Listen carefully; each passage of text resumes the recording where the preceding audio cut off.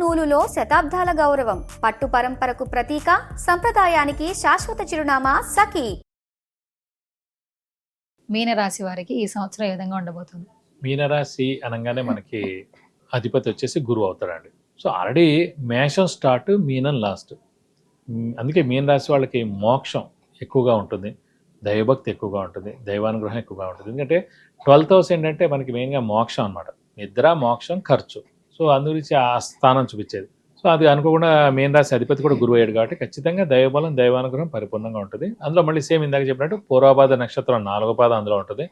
పూర్వభాద్ర నక్షత్రమే గురువు రాశి అన్నమాట. సో పూర్వభాద్ర 4వ పాదం, ఉత్తరాభాద్ర 1, 2, 3, 4 పాదాలు, రేవతి 1, 2, 3, 4 పాదాల సమూహం మనకు మీన రాశిలోకి వస్తుంది. మీరు చాలా సాఫ్ట్, కూల్, కామ్, రిజర్వ్డ్గా ఉంటారండి. సో మీరు ఒక అమ్మాయికి ఉండే లక్షణం మెయిన్గా ఏంటనేది మీన రాశిని చూస్తే తెలుస్తుందన్నమాట. చాలామంది అబ్బాయిలు మీన రాశి ఉన్నవాళ్ళు వాళ్ళు చాలా సాఫ్ట్, అమ్మాయిలా సాఫ్ట్గా ఉంటారు అన్నమాట. సో అది ఈ రోజుల్లో నడవదు, ఈ కాలానికి నడవదు అన్నమాట. సో వాళ్ళని కత్తిపెట్టి కూర్చుని కూడా పోల్ని వాడిని పాపాన్ని వాడే పోతారు. మోసం చేసిన, డబ్బులు తినేసిన, అబద్ధాలు ఎన్నైనా వాడిని పోన్లే వదిలేస్తారు అన్నమాట. సో అంత సాఫ్ట్ రాశి మీన రాశి. అందుకే అది వ్యయ స్థానం అయింది, 12th హౌస్ అయింది, లాస్ట్ అయింది, లిబరేషన్ అనుకోండి, మోక్షం అనుకోండి, అందుకని అన్నీ అవి 12th హౌస్ అన్నమాట. మీరు ప్రస్తుతం దేవుడి వల్ల ఏంటంటే రాహుకేతుల బలం పరిపూర్ణంగా ఉందండి. ఏలినాటి శని ఇంకా మనకి ఒక 3.5 ఏళ్ల దాకా ఉంది. సో మిడిల్లో ఉంది. ప్లస్ ఈ ప్రస్తుతం మీన రాశిలోనే శని సంచరిస్తున్నాడు. సో సాధారణంగా జాతకంలోనే శని చంద్రుడితో కలిస్తే విపరీతమైన ఆలోచన, అధైర్యం, మానసిక ఆందోళన, స్ట్రెస్, స్ట్రెయిన్ ఇవన్నీ ఉంటాయి. సో తల్లి కూడా విపరీతంగా ఆలోచించడం, తల్లి అధైర్యపడడం ఇవన్నీ ఉంటాయి. సో ప్రస్తుతం మీన రాశి వారికి అక్కడే చంద్రుడు ఎక్కడైతే ఉన్నాడో అక్కడే శని ఉన్నాడు కాబట్టి వీళ్ళు కూడా విపరీతమైన ఆలోచన, ధైర్యం, మానసిక ఆందోళన, స్ట్రెస్, స్ట్రెయిన్ ఫీల్ అవుతున్నారు. చిన్న అనారోగ్యాలు కూడా ఉంటూ ఉంటాయి. కానీ పంచమ స్థానంలో గురువు ప్రవేశిస్తున్నాడండి. చతుర్థంలో ప్రస్తుతం బాగున్నాడు. వీళ్ళు గట్టిగా ప్రయత్నిస్తే 1 జూన్ లోపల గృహం కొనేందుకు అవకాశం ఉంది, వాహనం కొనేందుకు అవకాశం ఉంది, బంగారం కొనేందుకు అవకాశం ఉంది.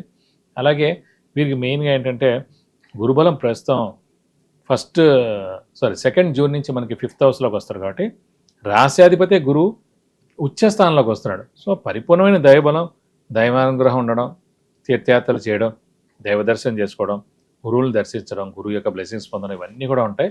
సో గురుబలంతో మిగతా అన్ని ఎంత ఏలినాటి శని ఉన్నా అన్ని పనులు జరిగిపోతుంది. ఎందుకంటే గురువు యొక్క వీక్షణ భాగ్య దృష్టితోటి శనిని చూస్తున్నాడండి. సో శని కంట్రోల్గా ఉంటారన్నమాట. ఏ ప్రాబ్లం వాళ్ళకి క్రియేట్ చేయడు. సో అత్యద్భుతంగా ఉంటుందని చెప్పుకోవాలి మీన రాశికి కూడా లాస్ట్ ఇయర్ కన్నా. పరిహారాలు ఏమైనా తెలియజేస్తారు? మెయిన్గా ఇంకోటి పంచమ స్థానంలో గురువు ఉన్నందుకు ఏంటంటే మెయిన్గా అవివాహితులు వివాహం అవడం, సంతానం కలగడం, నిరుద్యోగులు ఉద్యోగం రావడం, ఉద్యోగస్తులు promotions, name and fame, salary hike, అలాగే మెయిన్గా ఫారెన్ టూర్ విజిట్స్, అసైన్మెంట్స్ రావడం, అలా ఇవన్నీ కూడా ధనం విపరీతంగా రావడం, ఆర్థికంగా బాగుండడం, వ్యాపార అభివృద్ధి ఉంటుంది, కొత్త వ్యాపారం స్టార్ట్ చేయొచ్చు, ఎక్స్పాన్షన్ జోలికి వెళ్ళచ్చు. సో అత్యద్భుతంగా ఉంటుందని చెప్పొచ్చు. వీళ్ళకి ఇక పరిహారం అంటే ఓన్లీ ఒకటే అండి, శని రిలేటెడ్. ఎందుకంటే శని ఒక్కడే బాగాలేడు కాబట్టి సేమ్ అదే మళ్ళీ ప్రతి శనివారం ఉపవాసం ఉండడం, వీలైతే ఒక శనివారం రోజు రక్తదానం చేయడం, ఆంజనేయ స్వామిని, వెంకటేశ్వర స్వామిని ఎక్కువగా ఆరాధించడం, వాళ్ళ యొక్క అష్టోత్తరాలు ప్రతిరోజు చదువుకుంటూ ఉండడం. సో మంగళవారం, శనివారం వీలవుతే కనుక ఆంజనేయ స్వామి టెంపుల్కి వెళ్ళి 40 ప్రదక్షిణాలు చేసి వీలైతే సింధూరు పూజ కానీ, తమలపాకుల పూజ కానీ, వడమాల కానీ సమర్పించడం. అలాగే బుధవారం, శనివారం రోజున వెంకటేశ్వర స్వామి టెంపుల్కి వెళ్ళి 40 ప్రదక్షిణాలు చేసి వీలైతే అభిషేకం కానీ, అర్చన కానీ చేస్తే కనుక మీకు అన్ని విధాలా మంచి చేకూరుతుంది. సో ఈ సంవత్సరం 12 రాశులకి ఎలా ఉందో చాలా చక్కగా తెలియజేశారు. ఇంకా విద్యపరంగా, ఆరోగ్యపరంగా, ఆర్థికంగా ఇంకా మంచి జరగాలంటే మీరు అన్ని రాశుల వరకు ఏమైనా సలహాలు, సూచనలు అందిస్తారు? ఫస్ట్ ఏంటంటే హార్డ్ వర్క్ చేయడం. ఈ రోజుల్లో హార్డ్ వర్క్ కన్నా స్మార్ట్ వర్క్ చేయడం. దీనికి ఏంటంటే కొంచెం నీతి నిజాయితీ జోడించడం.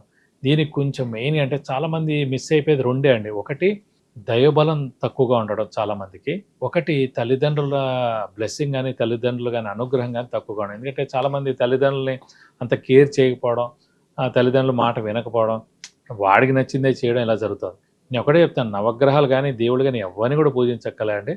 సో మీకు తల్లిదండ్రుల యొక్క అనుగ్రహం ఉంటే మీరు ఖచ్చితంగా హయ్యెస్ట్ పొజిషన్కి మీరు రావచ్చు. గ్యారంటీగా 100% వస్తారని చెప్పచ్చు. నేనే నిదర్శనం దానికోసం. మా మదర్ బ్లెస్సింగ్స్తో ఈరోజు నేను ఈ స్థాయిలో ఉన్నాను. నేను 13 శాటిలైట్ ఛానల్స్ చెప్పాను. నేను గవర్నమెంట్ జాబ్ కూడా చేస్తున్నాను. నేను మీకు ఏం సూచించిన ఒకటే, ఫస్ట్ మీ మదరు, ఫాదర్ని బాగా చూసుకోండి. వాళ్ళ మాట జవదాటకండి. వాళ్ళకి నచ్చని పనులు మీరు చేయకండి. ఈ 2 చేస్తే చాలు. దైవబలం లేకపోయినా, దైవానుగ్రహం లేకపోయినా, రోజు పూజ చేయకపోయినా కూడా పర్లేదు.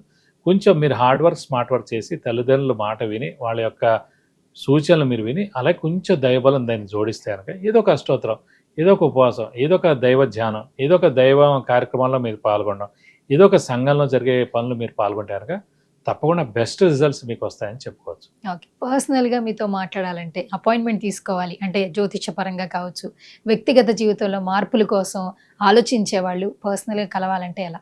అని మెయిన్‌గా విద్య, ఉద్యోగం, వివాహం, సంతానం, గృహం, వాహనం. సో, కింద స్క్రోల్ చేయబడుతూ ఉంటుంది నా నెంబరు. సో, మీరు అపాయింట్మెంట్ తీసుకోవచ్చు. లేదంటే మీరు నాకు కాల్ చేయొచ్చు. లేదంటే వాట్సాప్ కూడా చేయొచ్చు. ఎలాంటి ప్రాబ్లం ఉన్నా కూడా నేను తప్పకుండా సాల్వ్ చేయగలుగుతాను. ఓకే. సో, ముందుగా మీకు మరొక్కసారి ఉగాది పండుగ శుభాకాంక్షలు. అలాగే మా సుమన్ టీవీ ప్రేక్షకులకి 12 రాశుల గురించి చాలా చక్కగా సలహాలు, సూచనలు అందించారు. అండ్ ఇంకొకటేంటంటే ఇంకా మీరు బావుంటేనే ఇంకా నలుగురు కూడా బావుంటారు కాబట్టి మరిన్ని సక్సెస్‌లు రావాలని మేము కూడా మనస్ఫూర్తిగా కోరుకుంటున్నాం. ధన్యవాదాలు గురుగారు. Thank you very much. Thank you.